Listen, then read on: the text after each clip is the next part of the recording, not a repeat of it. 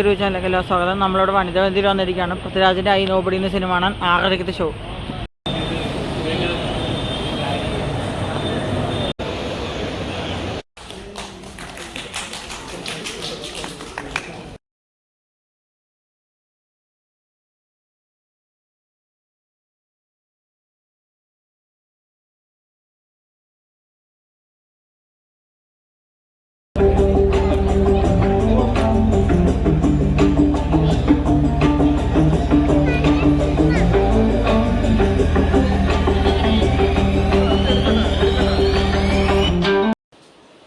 I nobody directed by Nizam Basheer. അപ്പോൾ cinema കണ്ടു കഴിഞ്ഞ് വീട്ടിലെത്തിയിരിക്കുകയാണ്.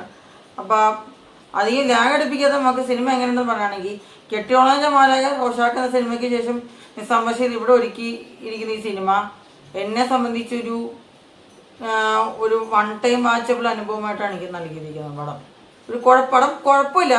എന്നാൽ എനിക്കെന്തോ എനിക്കിവിടെ കുറച്ചൊക്കെ എനിക്ക് സാറ്റിസ്ഫൈഡ് ആയിട്ട് തന്നു. എന്നാൽ കുറച്ച് എനിക്ക് അത്ര സാറ്റിസ്ഫൈഡ് ആയിട്ട് എനിക്ക് തോന്നിയില്ല. ഒരു സംതൃപ്തിയിലല്ലാത്തൊരു സിനിമയായിട്ട് എനിക്ക് ഫീൽ ചെയ്തു. ഒരു മിഡ് ഫീലാണ് എനിക്ക് പടം കണ്ടപ്പോൾ മൊത്തത്തിൽ തോന്നിയത്. എന്ന് വെച്ചാൽ ഇതിൻ്റെ ഫസ്റ്റ് ഹാഫ് എടുത്ത് പറയാം. ഈ സിനിമ നല്ല ഗംഭീര ഷോർട്ടായിട്ട് നല്ല കിഡിലും തുടക്കമായിട്ട് ഈ സിനിമ നൽകിയെങ്കിലും പിന്നെ ഫസ്റ്റ് ഹാഫ് അങ്ങ് ഒരു നല്ലൊരു സാധാരണ നോർമലി ഗുഡ് എൻഗേജിങ് ആയിട്ട് കൊണ്ടുപോയ ഫസ്റ്റ് ഹാഫ്.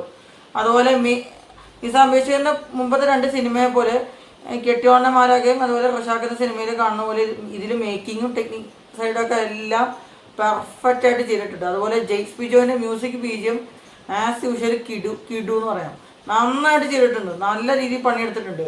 അതുപോലെ ക്യാമറ വർക്കും DOP എല്ലാം നന്നായിട്ട് പണി വെച്ചിട്ടെന്ന് പറയാം. അതുപോലെ ഇനി അത് പൃഥ്വിരാജ് ഒരു സോളിഡ് പെർഫോമൻസ് ബൈ ഹിം. എനിക്ക് ഇഷ്ടപ്പെട്ടു.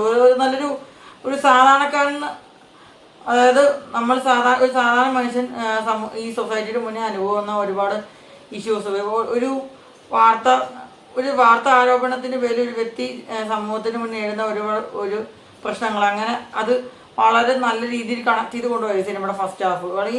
എനിക്ക് ഫസ്റ്റ് ഹാഫ് എനിക്ക് ഇഷ്ടപ്പെട്ടു.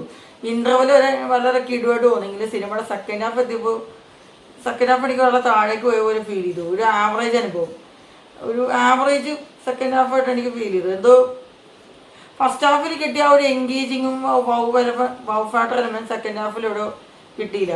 ഒരു ഭയങ്കര താഴേക്ക് പോയി. അതുപോലെ ഭയങ്കര ഒരു ലാഗ് അനുഭവപ്പെട്ടു. കുറച്ചൊക്കെ അതൊരു ഓവർ സ്ട്രെച്ച് ആയിട്ട് ഫീൽ ചെയ്തു. സിനിമയ്ക്ക് 2 മണിക്കൂർ 48 മിനിറ്റാണ് ഡ്യൂറേഷൻ. അത് തന്നെ ഭയങ്കര ലെങ്തി ആയിട്ട് എനിക്ക് ഫീൽ ചെയ്തു. ഇതൊക്കെയാണ് ഈ സിനിമയിൽ നെഗറ്റീവ് വശം തോന്നിയത്. അതുപോലെ സ്ക്രീൻ പ്ലേയും അടക്കം നെഗറ്റീവ് വശമായിട്ട് തോന്നി. സ്ക്രീൻ പ്ലേയും അതുപോലെ സ്ക്രിപ്റ്റും എനിക്കൊരു നെഗറ്റീവായിട്ട് എനിക്ക് ഫീൽ ചെയ്തു. പിന്നെ ഇതിൽ പോസിറ്റീവ് വശമാണ് ഞാൻ ആദ്യം പറഞ്ഞ പോലെ മേക്കിങ്ങും മ്യൂസിക്കും BGM ടെക്നിക് സൈഡും. പിന്നെ പൃഥ്വിരാജിൻ്റെ ഒരു സോളിഡ് പെർഫോമൻസ് ഈ സിനിമയിൽ. പിന്നെ ബാക്കി മറ്റ് ക്യാരക്ടേഴ്സായിട്ട് അഭിനയിച്ച പാർവതി തിരുവോത്തും അതുപോലെ അശോകൻ, പിന്നെ ഹക്കീം ഷാജാൻ മറ്റേ സിനിമയിലൊക്കെ അഭിനയിച്ചിട്ടുള്ളത്. ഏതായിരുന്നു ആ പ്രണയവിലാസം, അല്ല വേറെ കുറേ സിനിമയുണ്ട്, പറഞ്ഞാൽ എനിക്ക് മനസ്സിലാവും. പുള്ളി നന്നായിട്ട് ചെയ്തിട്ടുണ്ട് ക്യാരക്ടർ. അതുപോലെ അങ്ങനെ ഒരു ഒട്ടേറെ ക്യാരക്ടേഴ്സ് എന്തായാലും എല്ലാവരും ഈ സിനിമയിൽ അഭിനയിച്ച എല്ലാവരും നന്നായി കൈകാര്യം ചെയ്തു. അതുപോലെ പൃഥ്വിരാജിനും മക്കളായിട്ട് അഭിനയിച്ച 2 പേരും നല്ലൊരു പോർഷൻസ് ആയിരുന്നു. അവർ അവരുടെ ഭാഗത്ത് നല്ല എൻ്റർടൈനിങ് സംഭവമൊക്കെ തന്നെയാണ് ചെയ്തു വെച്ചിരിക്കുന്നത്. അതുപോലെ എൻ്റർടൈനിങ് ആയിരുന്നു. അതുപോലെ അശോകൻ്റെ ചില സീൻസും നല്ല എൻ്റർടൈനിങ് ആയിട്ട് ഫീൽ ചെയ്തു. പിന്നെ ഈ സിനിമയിലെ ഫൈറ്റ് സീക്വൻസ് ഒക്കെ കിടുമായിരുന്നു. പ്രത്യേകിച്ച് ഫസ്റ്റ് ഹാഫിൻ്റെ 2 ആക്ഷൻ ബ്ലോക്ക് കിടുമായിരുന്നു. ഒരു ഇൻ്റർവെൽ എടുക്കുന്ന മുമ്പത്തെ ഒരു ഫൈറ്റ് ഉണ്ടായിരുന്നു, അത് കിടുമായിട്ട് എനിക്ക് ഫീൽ ചെയ്തു.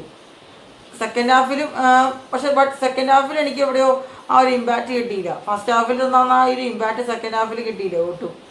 എന്തോ ഒരു വലിച്ചു നീട്ടിയ പോലെ എനിക്ക് ഫീൽ ചെയ്തു. ഇത്രയൊക്കെ ഉള്ളൂ. എന്നാലും ഓവറോൾ സിനിമ എങ്ങനെയുണ്ടെന്ന് പറയുകയാണെങ്കിൽ എനിക്കൊരു കുഴപ്പമില്ല. ഒരു കണ്ടിരിക്കാം, ഒരു വൺ ടൈം വാച്ചബിൾ അനുഭവം.